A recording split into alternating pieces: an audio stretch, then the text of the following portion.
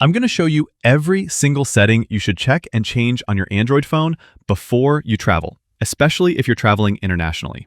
First, let's go to Settings, then Connections, or Network and Internet on some phones, and go to Mobile Network. The important setting here is data roaming. If your plan includes international data, go ahead and leave it enabled. But if it doesn't, you'll want this off, since otherwise, when you land in a different country, your phone will try connecting to local networks automatically, and using data in a foreign country can be really expensive. Next, in Connections, go to Wi-Fi settings. If you're on a Samsung phone, tap those three dots and go to Intelligent Wi-Fi. Here, there's a toggle for Detect Suspicious Networks.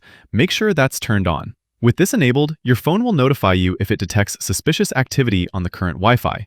Hotel and airport Wi-Fi aren't always the most secure, so this gives you an extra layer of awareness while browsing.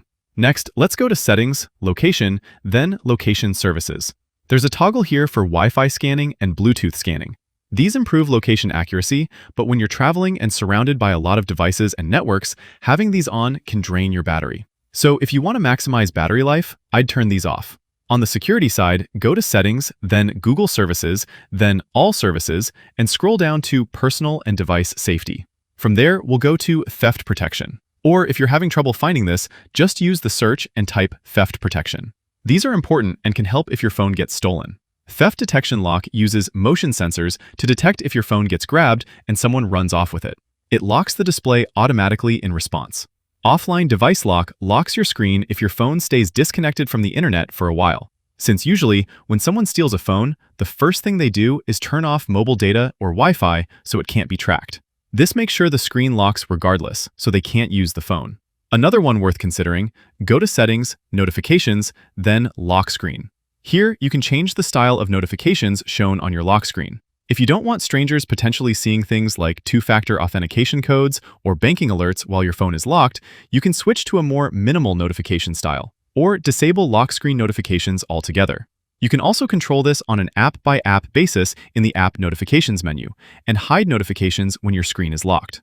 Lastly, on the security side, you can set your phone to only accept charging through USB, blocking any data transfer, which protects against so-called juice jacking when plugging into public USB ports. To do this, we first need to enable developer options.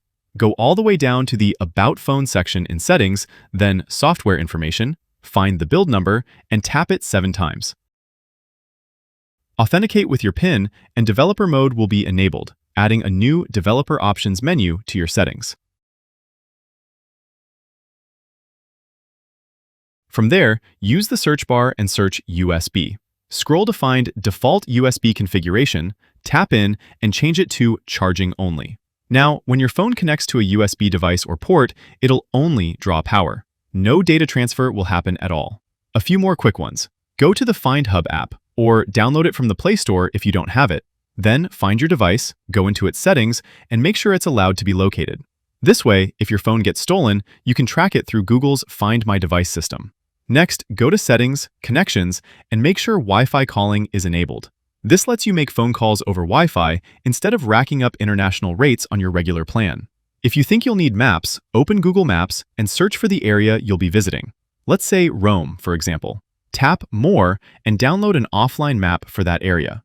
This lets you navigate that region even without an active connection. Genuinely useful while traveling. Also worth doing, go to Settings, scroll down to Lock Screen, and find the section for contact information. I've got a funny little phrase saved here right now, but you could use this space for actual contact details. Your name, contact info, maybe a hotel address. So if your phone is ever found, whoever has it knows how to reach you or return it. And lastly, if you use any entertainment apps, music, videos, whatever, go ahead and download that content for offline use ahead of time. That way, you can use it on the flight or at your destination, even without reliable Wi-Fi or cellular access. Those are all the settings I'd check and change before traveling. Hit the like button if this video helped, and subscribe for more guides like this. Thanks all.